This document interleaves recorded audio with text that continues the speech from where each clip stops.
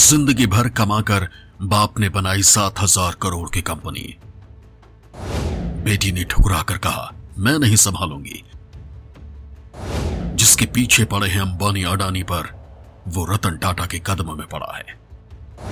एक कहानी जो दिल जीत लेगी। जिंदगी से छूट जाती सांस, उससे पहले पहुंचे टाटा के पास। पानी का धंधा है पर बेईमानों को नहीं देगी। कोई जिंदगी में लाखों रुपए इकट्ठा नहीं कर पाता है। कोई 7,000 करोड़ कमाकर भी काम ऐसा करता है कि आप सिर्फ उसकी तारीफ करेंगे। रतन टाटा के उद्योगपति होने के बाद भी दूसरे उद्योगपतियों के लिए क्या वैल्यू है, यह आज आपको पता चल जाएगा। भारत में अमीर से लेकर गरीब तक कभी न कभी बिसलेरी पानी पीता ही है। बिसलेरी कंपनी 7,000 करोड़ की हो गई है। चलाने वाले की उम्र अब जवाब दे रही है। 50 साल पहले कोई आपसे कहता है इंडिया में बोतल में पानी बिकेगा, तो आप कहते कि दिमाग खराब है तुम्हारा क्या। 60 के दशक में जब इटली से बिसलेरी पानी की भारत में एंट्री हुई, उस वक्त पैक वाटर बेचने को सुनकर लोगों ने मजाक उड़ाया था और कहा था कि ये तो पागलपन है, भला बोतल बंद पानी खरीद कर कौन पिएगा। ये है रमेश चौहान, जिनकी कंपनी है बिसलेरी, और ये है उनकी बेटी जयंती चौहान, जिन्होंने 7,000 करोड़ की कंपनी को अपनाने से मना कर दिया है।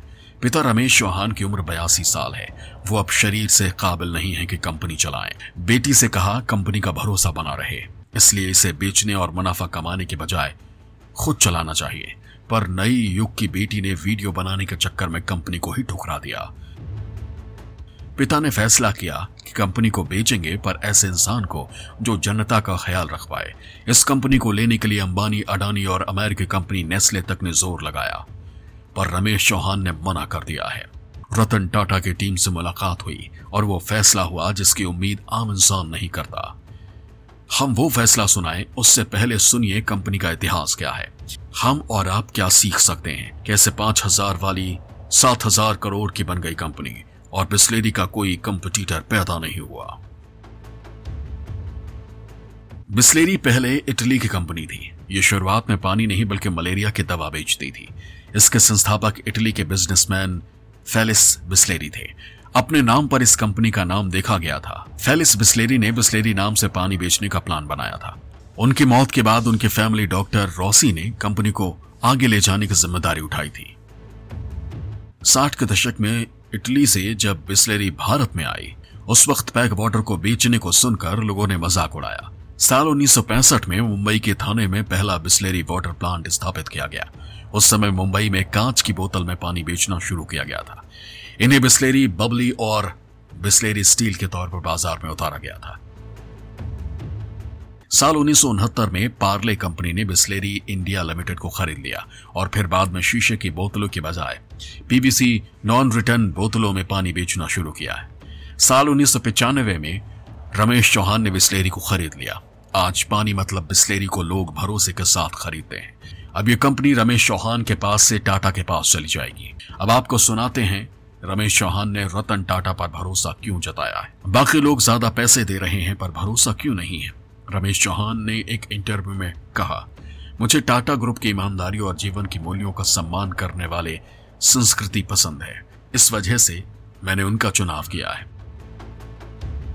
जब किसी प्लांट को खरीदने के लिए दूसरे पक्ष भी काफी उत्साहित थे, मैं रतन टाटा और उनकी टीम को पसंद करता हूं। वो अच्छे लोग हैं। बिसलेरी के टाटा समूह के बैनर तले आने के बाद मैं कंपनी में 1% का भी शेयर नहीं रखूंगा। मैं चाहता हूं कि पूरी तरह से रतन टाटा का भरोसा कायम रहे। मैं कंपनी में माइनॉरिटी स्टेक लेकर क्या करूंगा जब मैं ये कंपनी चला नहीं रहा हूंगा।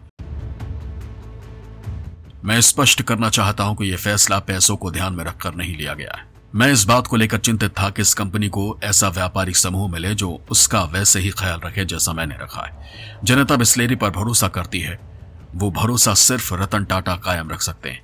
रतन टाटा देश की जनता के लिए अपनी कमाई का एक हिस्सा निकालकर केसर का अस्पताल बनवाते हैं। कहते हैं वो आज जो भी है वो सब देश ने दिया है, जो करेंगे वो देश के लिए करेंगे। ऐसा उद्योगपति जल्दी पैदा नहीं होता जो अपनी कमाई के साथ देश की जनता का ख्याल भी रखे। बेटी ने निश्चित पिता के मेहनत से बनाई 7,000 करोड़ की कंपनी को ठुकरा दिया, पर रतन टाटा उसे जरूर संभालेंगे क्योंकि ये डील लगभग हो चुकी है और अब बिस्लेरी कंपनी के मालिक रतन टाटा होंगे, जिन्हें देश सम्मान से रतन दादा कहता है। National desk, news live Bihar.